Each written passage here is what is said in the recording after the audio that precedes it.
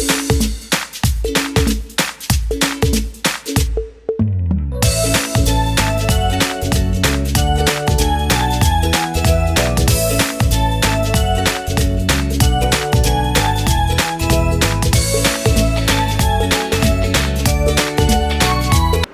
दोस्तों को नमस्कार, सुप्रभात। सॉरी, अभी शाम होने वाली है तो शुभ संध्या। और मैं बीपी राणा आपका अपने channel chemistry classes by Rana सब में बहुत बहुत स्वागत करता हूं। और आज मैं आपके लिए लेकर आया हूं 11th 12th और बीएससी के लिए भी मान सकते हैं, तो खासकर 11th 12th के लिए 11th 12th के लिए तुल्यांकी भार का सेकंड पार्ट, जिसमें हम पढ़ेंगे अम्लों का तुल्यांकी भार, इक्विवेलेंट वेट ऑफ एसिड। तो इस वीडियो को आप अपने पढ़ाई के स्तर से बड़े ही ध्यानपूर्वक देखिएगा, बड़े ही ध्यान से देखिएगा, क्योंकि इसमें सबसे पहले हम अम्लों के बारे में जानेंगे कि अम्ल होते क्या हैं, उसके बाद में अम्लों की क्षारकता, उसके बाद में उसका तुल्यांकी भार। चलिए तो स्टार्ट करते हैं मेरे साथ chemistry classes by Rana sir में।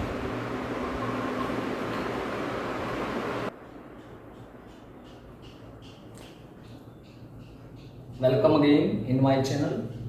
तो बच्चों, आज हम बात करने वाले हैं अम्ल और उनके तुल्यांकी भारों के बारे में। पिछली वीडियो में मैंने तत्व और आयनों में धनायन और ऋणायन के तुल्यांकी भार बताए थे।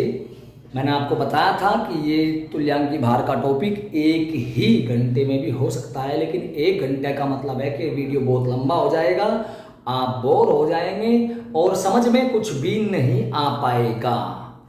इसीलिए मैं इनको छोटे छोटे टुकड़ों में आपको दे रहा हूं, क्योंकि अगर आप सोचते हो कि भाई सारे दिन का खाना एक बार में खा जाऊं तो जाहिर सी बात है आप बीमार पड़ जाएंगे। इसीलिए धीरे धीरे करके थोड़ा थोड़ा और अच्छा खाइए। चलिए बात करते हैं अम्लों के तुल्यांकी भारों की। साफ दिख रहा होगा, अम्लों के तुल्यांकी भार या अम्लों का तुल्यांकी भार, इक्विवेलेंट वेट ऑफ एसिड। और क्योंकि इसमें बात आई है अम्ल की, तो हमारा पहला काम है कि हम जाने के अम्ल क्या होते हैं। देखिए, आपने 6ठी से 8वीं कक्षा तक 6 to 8 स्टैंडर्ड तक आपने पढ़ा होगा कि अम्ल स्वाद में खट्टे होते हैं, एसिड आर सोर इन टेस्ट। यही पढ़ा था कि जो स्वाद में खट्टे होते हैं वही अम्ल कहलाते हैं। लेकिन 9th 10th 11th 12th में इसकी डेफिनेशन अलग बन गई है। एक साधारण सी परिभाषा डेफिनेशन में आपको बताता हूँ, those compound which release H positive in मतलब hydrogen ion in aqueous solution are called acids. और ब्रोंस्टेड लोरी ने जो अपने थ्योरी दी थी उसमें कहा था कि एसिड वे सब्सटेंसेज हैं जो दूसरे पदार्थ को प्रोटॉन प्रोवाइड करते हैं, यानी those substance which provide proton to other substance are called acids. लेकिन हम यहाँ पे तुल्यांकी भार पढ़ा रहे हैं, नहीं कि अम्लों की आपकी थ्योरी। तो इसलिए ध्यान दें कि अम्ल ऐसे पदार्थ होते हैं जो जलीय विलयन में हाइड्रोजन आयन देते हैं। एक्वस, AQOUS, एक्वस को शॉर्ट में लिखते हैं AQ। एक्वस को छोटे रूप में AQ लिखा जाता है। AQ का मतलब जब विलयन जलीय हो। अब आप सोच रहे होंगे विलयन और भी हो सकते हैं जी। एल्कोहल में किसी चीज को बोल दीजिए, वो एल्कोहल का विलयन कहलाएगा। बेंजीन में किसी को बोलेंगे तो बेंजीन का विलयन कहलाएगा। पेट्रोल में किसी को बोलोगे तो पेट्रोल का विलयन कहलाएगा। तो यहाँ एक्वस का मतलब होता है जलीय। तो ऐसे सभी पदार्थ जो जल में हाइड्रोजन आयन दे सकते हैं वे अम्ल कहलाते हैं। जैसे HCl, HNO3, ये भी H पॉजिटिव और NO3 नेगेटिव देगा। कहाँ? इन एक्वस सॉल्यूशन। H2SO4, ये भी हाइड्रोजन आयन छोड़ता है जलीय विलयन में, इसलिए ये भी अम्ल है एक्वस सॉल्यूशन में। तो क्या हम ये मान सकते हैं कि जिनमें H होता है वे सभी अम्ल हैं? जी नहीं, ये भूल आप मत कीजिएगा। जिनमें सभी में H होता है वे सभी अम्ल नहीं होते। फॉर एग्जाम्पल H तो NH3 में भी है, CH4 में भी है, लेकिन ये अम्ल नहीं है। क्यों? देखिए, मैं आपको एक छोटा सा एग्जाम्पल देता हूं। एक आदमी के पास में 10 रुपये हैं और एक आदमी के पास में 1000 रुपये हैं। 10 रुपये वाले आदमी ने किसी को 2 रुपये दान में दे दिए, 1000 वाले ने किसी को कुछ नहीं दिया। तो अब आप बताएं कि दानी कौन है, 10 रुपये वाला आदमी या 1000 वाला आदमी? जी हाँ, 10 रुपये वाला आदमी। तो रुपया अहमियत नहीं रखता है दान में। दान में अहमियत है कि कोई कितना दे रहा है। तो जो देता है वो दानवीर है। इन्होंने दिए हैं इसीलिए ये अम्ल हैं। इनके पास में एच तो है, यानी धन तो है, पैसा तो है, लेकिन ये दान नहीं करते, यानी जलीय विलीयन में नहीं छोड़ते हैं। तो हर वो पदार्थ जिसके पास में एच हो वो अम्ल हो, ये पॉसिबल नहीं है। अम्ल के लिए बस ये कंडीशन है कि वो जलीय विलयन में H पॉजिटिव छोड़ता हो। और H पॉजिटिव छोड़ेगा कब, ये भी तो बात है ना। अरे H पॉजिटिव भैया तभी छोड़ेगा जब उसके सूत्र में H होगा। तो उसके सूत्र में H हो और विलयन में H पॉजिटिव छोड़ता हो तभी अम्ल माना जाता है। तो आप समझ गए होंगे। तो अम्ल वे पदार्थ जो जलीय विलयन में हाइड्रोजन आयन देते हैं। Those substances which provide hydrogen ion in aqueous solution are called acids। शायद आपको अम्लों की परिभाषा समझ में आ गई होगी। चलिए आगे बढ़ते हैं। अब बात करता हूं मैं अम्लों की क्षारकता, यहां लिख देता हूं बेसिसिटी ऑफ एसिड। अम्लों की क्षारकता या कभी कभार इसको भाषमिकता भी कह देते हैं, भाषमिकता। Basicity of acids, basicity of acids ये क्या होती है बेटा? देखिए अम्ल के सूत्र में जितने हाइड्रोजन परमाणु दिखाई दें, सीधी सी बात है, कोई बड़ी बात नहीं है, आप समझ जाएंगे, छोटी सी बात है बेटा। अम्ल के सूत्र में जितने H दिखाई दें वही क्षारकता होती है। जैसे HCl में कितने H हैं? 1, तो क्षारकता होगी इसकी 1। ठीक है, तो हम ये कह सकते हैं the numbers of hydrogen ion present in the molecule of an acid is known as basicity of acid, अम्लों की क्षारकता। लेकिन ये तो वह सूत्र देखने पर इसमें थोड़ा सा एक्सेप्शन भी आ जाता है। कुछ कंपाउंड के सूत्र में तो 3 H होते हैं, लेकिन अगर केमिकल रिएक्शन में बात करें तो किसी केमिकल रिएक्शन में ये सिंगल हाइड्रोजन देता है, किसी में दोनों देता है, किसी में तीनों। अगर किसी रिएक्शन में ये केवल 1 H देता हो अभिक्रिया में, तब इसकी जो अम्लता है वो क्षारकता है वो 3 नहीं मानी जाएगी, 1 मानी जाएगी। मैंने आपको बताया जितने देता है, ये बात डिपेंड नहीं करती कि उसके पास में कितने हैं। हाँ, देखने पे आप कह सकते हैं कि 3 H है तो इसकी बेसिसिटी क्षारकता 3 है, लेकिन अगर किसी रासायनिक अभिक्रिया में ये लिखा मिल जाता है तो उस टाइम आपको देखना पड़ेगा कि ये कितने H दे रहा है। लेकिन अभी हम सिंपल वे में चल रहे हैं अम्लों के तुल्यांकी भारों के लिए। तो आगे बढ़ते हैं। अम्लों की क्षारकता, तो the numbers of hydrogen ion present in single molecule of an acid is known as basicity of acid. किसी अम्ल के अणु में उपस्थित H परमाणुओं की संख्या। तो जैसे मैं बात करता हूं HCl की, बेटा HCl में कितने H हैं? 1, तो इसकी क्षारकता या भाषमिकता या बेसिसिटी होगी 1। H2SO4 के फॉर्मूले में कितने H हैं? 2, तो इसकी क्षारकता होगी 2। H3PO4 के फॉर्मूले में कितने H हैं? 3, तो इसकी क्षारकता होगी 3। ठीक है जी। अब आगे बढ़ते हैं। जिसकी क्षारकता 1 होती है उन्हें एकल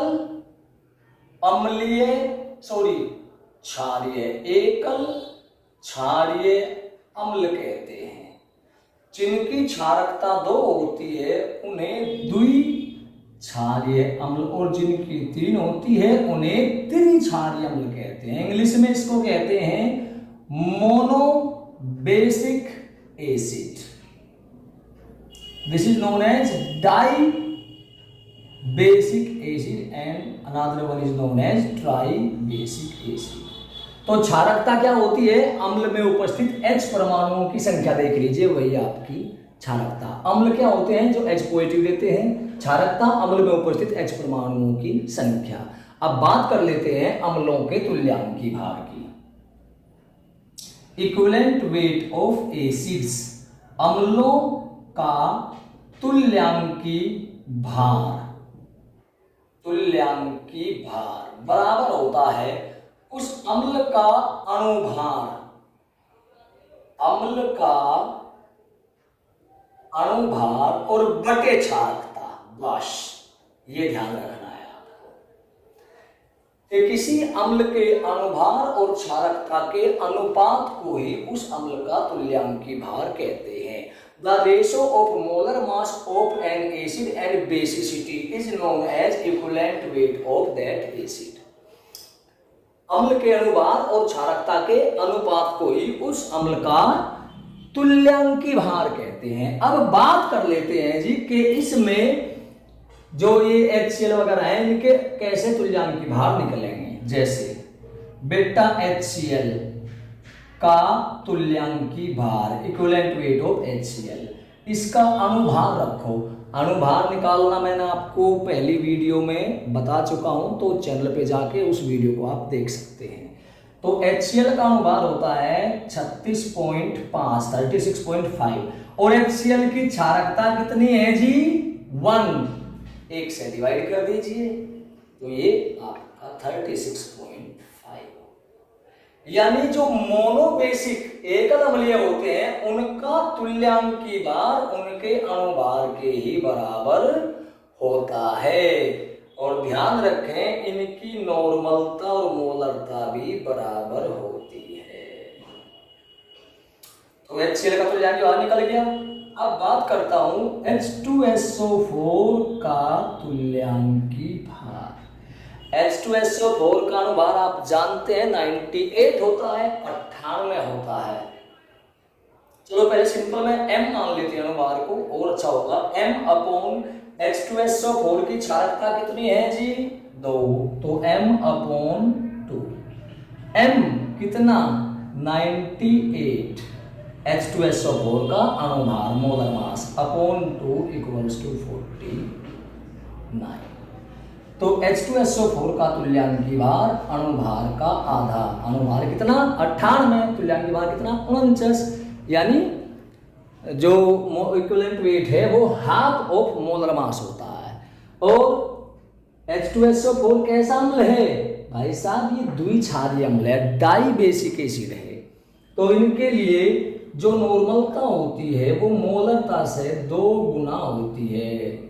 नॉर्मलता is just 2 times greater than molarity. Normality is just 2 times greater than molarity. अब बात करते हैं सर H3PO4, ये किसी रिएक्शन में तो है नहीं फिलहाल, हम तो सीधा तुल्यांकी भार यानी इक्विवेलेंट वेट निकाल रहे हैं। तो इसकी बेसिसिटी कितनी सपोज करेंगे 3 मानेंगे। तो इसका मोलर मास M और बेसिसिटी क्षारकता कितनी है जी इसकी 3, तो M अपॉन 3। M होता है इसका भी आपका 98 अपॉन 3 इक्वल्स टू 3 3 9, 3 दूनी 6, 3 4 18, 6 या 6 7 कर लीजिए। तो हम कह सकते हैं कि जो ट्राई बेसिक एसिड होते हैं उनका इक्विवेलेंट वेट मोलर मास का 1/3 होता है। यानी the equivalent weight of try basic acid always 1/3 of their molar mass। और इनकी नॉर्मेलिटी नॉर्मलता मोलरता से 3 गुना होती है। their normality always 3 times greater than molarity। शायद आप इस संबंध को मैं आपको एक बार बता देता हूं चलिए कि नॉर्मलता मोलरता यानी नॉर्मेलिटी मोलरिटी का फॉर्मूला कैसे क्रिएट किया जाता है। तो मैंने जो नॉर्मेलिटी मोलरिटी की वीडियो डाली हुई है और उसमें रिलेशन बताया हुआ है, तो उसमें आप जाकर के देख सकते हैं कि नॉर्मेलिटी मोलरिटी में क्या संबंध है। उनमें संबंध ये होता है जी कि नॉर्मेलिटी, यहाँ लिख देता हूं, normality upon molarity equals to molar mass upon equivalent mass. Then अब देखते हैं H2SO4 के लिए ले लीजिए, बल्कि पहले HCl के लिए लिए HCl के लिए। तो normality upon molarity, molar mass कितना है जी 36.5, इक्विवेलेंट मास कितना है जी सेम है, it means 1, then we can say n equals to m। For H2SO4, अब H2SO4 के लिए ले लीजिए, ये कहीं के लिए था हाइड्रोक्लोरिक एसिड यानी मोनो बेसिक एसिड, इसके लिए ले लीजिए N/M इक्वल्स टू M/E। चलिए M कितना होता है H2SO4 सल्फ्यूरिक एसिड का 98, इक्विवेलेंट वेट कितना होता है जी इसका 49 equals to 2, so we can say for it M को इस साइड में ले आएंगे N इक्वल्स टू 2M। आ गया वही कि नॉर्मेलिटी 2 गुना होती है मोलैरिटी से। अब ले लेते हैं H3PO4 का, एक सेकंड में ये देख लो कि भाई इसमें आ भी रहेगा कैमरे में।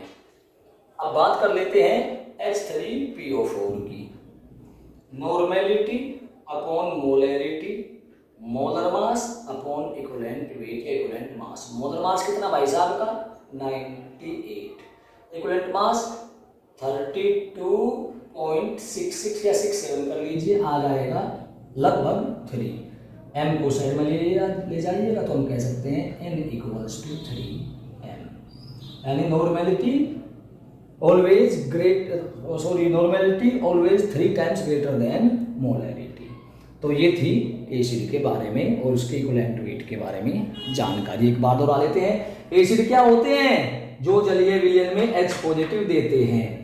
अम्लों की क्षारकता क्या होती है, अम्ल के एक अणु में जितने भी H हो वो क्षारकता होती है। जैसे HCl में 1 H है तो क्षारकता 1, इसकी 1, इसकी H2SO4 की आपकी 2, ठीक है, H3PO4 की आपकी 3, जितने भी H दिखाई दे 1 2 3 वही क्षारकता होती है। चलिए अब जिनकी क्षारकता 1 होती है उन्हें एकल क्षारीय, जिनकी 2 होती है द्विक्षारीय, 3 होती है तो त्रिक्षारीय।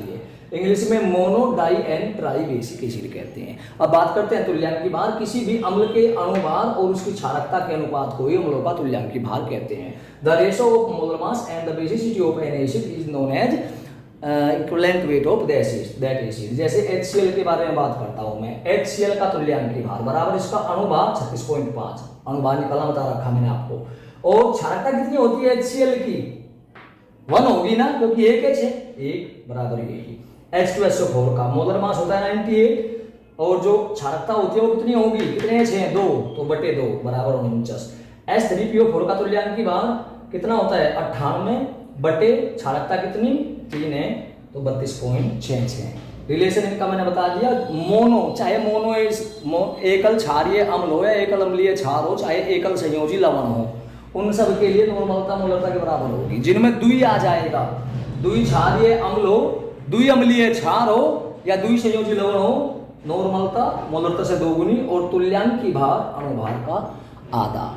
जो त्रि आएगा जिनमें शब्द, चाहे त्रि क्षारीय अम्ल हो या त्रि अम्लीय क्षार हो, चाहे त्रि संयोजी लवण हो, उनका तुल्यांकी भार अणुभार का 3 और नॉर्मलता मोलरता से 3 गुनी होगी। उम्मीद करता हूं कि आपको ये वीडियो पसंद आया होगा। अगर पसंद आया हो तो वीडियो को लाइक और शेयर जरूर कीजिए और मेरे channel chemistry classes bye Rana sir को सब्सक्राइब कीजिए। धन्यवाद। जय हिंद, जय भारत।